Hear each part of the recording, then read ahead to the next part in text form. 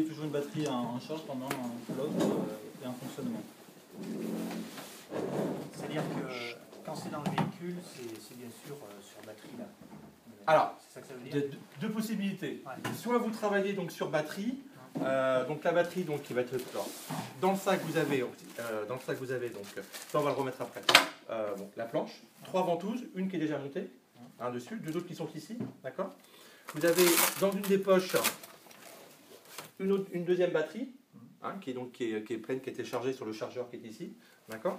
Donc avec une autonomie minimum de 45 minutes par rapport à ça. J'ai bien minimum parce que par rapport à aux résultats qu'on a déjà sur d'autres, on base fois 1h15 sur ces batteries.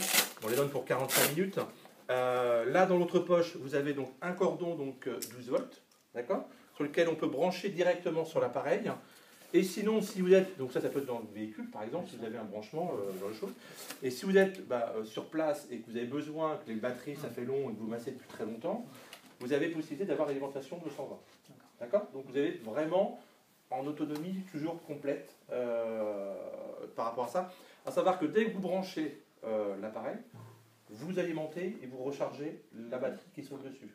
On a un témoin pour anticiper. Complètement. Vous avez, je vais vous redire après sur les... voilà, je vous ferai passer ça. Vous avez dessus les petits témoins de charge qui existent avec les différentes couleurs. Et comme vous enverrez ça par mail à chacun, vous verrez ça. Et vous avez du jaune, du orange et du rouge. Donc il y a comme 3 niveaux pour être informé avant de se dire attention, plus de batterie. D'accord. Et donc vous pouvez très bien changer la batterie en instance, en remettre une autre, tout en gardant dans les moins d'une minute les noms de compression, décompression que vous aviez fait. D'accord. Voilà. Et forcément, donc, dans ce sac, vous avez la planche qui est présentée. Donc en fait, le rangement pour vous c'est simple. C'est que vous avez donc 2 poches à l'intérieur qui sont ici. Après, vous ferez comme vous voudrez, mais en tout cas, c'est dans le fonctionnement pratique. Là, pour positionner ça comme ceci, vous venez positionner donc votre planche à l'envers, d'accord. Vous venez scratcher de ce côté-là et vous venez fermer l'appareil comme ceci. D'accord. Vous avez une poignée ici, vous avez une poignée là, et vous êtes en sac à dos pour pouvoir le porter aisément. Ok. 7 kg 2 pour la prise en main. Et ici, la poignée pour pouvoir tirer et ouvrir donc le sac.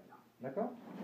Donc une fois que vous avez ouvert votre sac, donc vous avez donc, alors le but pour vous, faut toujours pareil, pour gagner un peu de temps, lorsque vous allez mettre en place la machine, c'est ici, dans l'appareil, donc la personne déjà masse, on va dire, dans la façon dont vous arrivez, c'est souvent ça peut être le pompier qui est en train de masser. Vous allez donc déjà arriver, donc allumer l'appareil. Oui, pardon. Hop. Allumer l'appareil qui est ici. Donc en fait l'appareil fait son autotest. Ok, donc l'appareil est prêt. Vous en fait, donc la personne qui masse, vous prenez cette planche. Alors, il n'y a pas de sens de celle-ci ou celle-là pour pouvoir la mettre en place. Donc là en fait, vous êtes normalement 2 personnes, donc vous soulevez donc, pour pouvoir mettre la planche sur le dessous. Je vais mettre un peu vers moi, parce que c'est un peu loin quand même. Donc comme ceci, vous la positionnez. Ensuite, donc la personne continue à masser, d'accord. Vous prenez votre planche, bonjour. Vous prenez donc, comme ceci.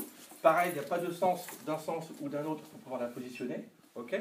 Donc là, en fait, le but, c'est que vous venez clipper. Alors là, forcément, voilà, vous venez clipper, vous massez, on s'arrête, on vient remettre en place.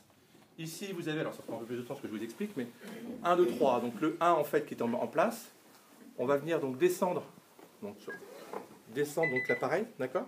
En appuyant sur 2 ou comment? Alors, comme ceci, en fait, vous avez le 1 qui est là, on descend l'appareil, ok.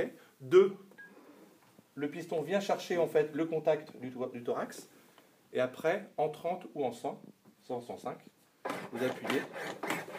Les 5 premières compressions, décompressions sont de 2 cm, 2 cm 5 pour apporter souplesse et le calcul de la descente des 5 cm recommandés. D'accord. Et une fois que c'est en place, les mains sont libérées. Là, on est sur les insufflations et on repart sur les 30 compressions, décompressions. D'accord.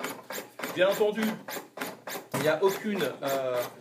voilà. Alors, si vous avez besoin de faire une pause, vous allez stopper, vous allez récupérer, vous allez faire une pause, vous laissez en place l'appareil. Vous appuyez sur le 2, comme une pause classique, comme tout appareil électronique. Il n'y a aucune incidence entre patcher, choquer, tout en laissant l'appareil. D'accord?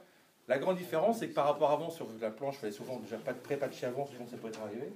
Parce que souvent la sangle après, ben, vous n'avez plus la place.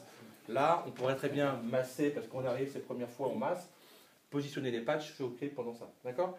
Important pour vous, quand vous revenez, vous avez besoin de garder cet appareil en place. Vous êtes en salle de caté, c'est radiotransparent.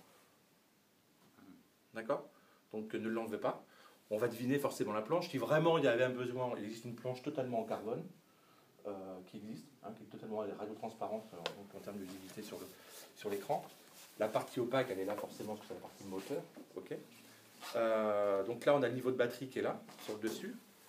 Donc forcément, ce niveau de batterie, il passera donc de jaune à orange, à rouge, pour dire attention, plus de batterie. D'accord? Des questions jusque-là? Oui, quand vous dites par rapport au bras, là, parce que là, elle est un peu basse. Là. Oui, bah, parce que j'ai positionné, mais après... Non, mais bon. Après les bras, là, parce que si vous le remontez vers là... Les bras, en fait, vous les mettez là.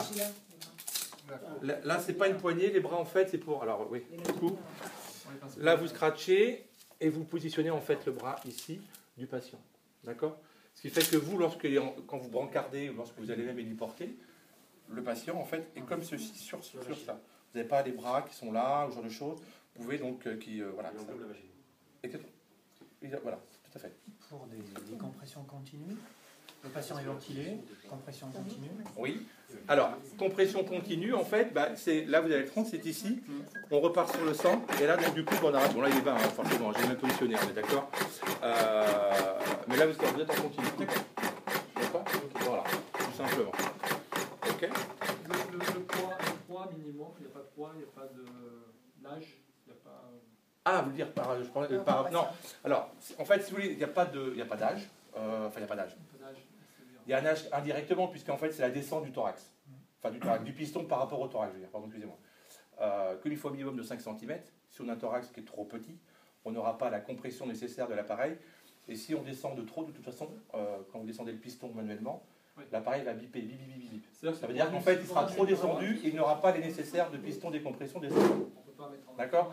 Donc, non. De toute façon, puis un enfant, on va dire, c'est toujours pareil, ça dépend de l'enfant. C'est comme tout. Voilà, je veux dire, 13-14 ans, on est quand même sur du préado. Il y a déjà quand même des beaux bébés, des voix. Donc là, on peut passer là-dessus. Moi, j'ai le cas, voilà, j'avais déjà dit la dernière fois, mais sur le CHU de Bordeaux, sur un enfant de 13 ans, sur lequel ils ont massé avec le Lucas, qui aujourd'hui est gambade pour pouvoir... voilà, donc c'est plutôt des belles histoires, parce que ce massage a été devenu bleu, un peu comme la paillasse. Donc voilà, donc, le Lucas sert à ça, d'accord?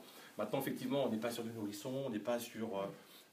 c'est pareil, après, si on est une personne âgée, avec un thorax, enfin, quelqu'un qui est assez frêle, c'est vrai qu'après, des fois, la distance peut. Mais bon, en général, on est quand même sur plus de 90% du cas sur du massage mécanisé comme celui-ci. Et pour quelqu'un d'obèse, il n'y a pas de... 160 kg. D'accord? Après, c'est le diamètre.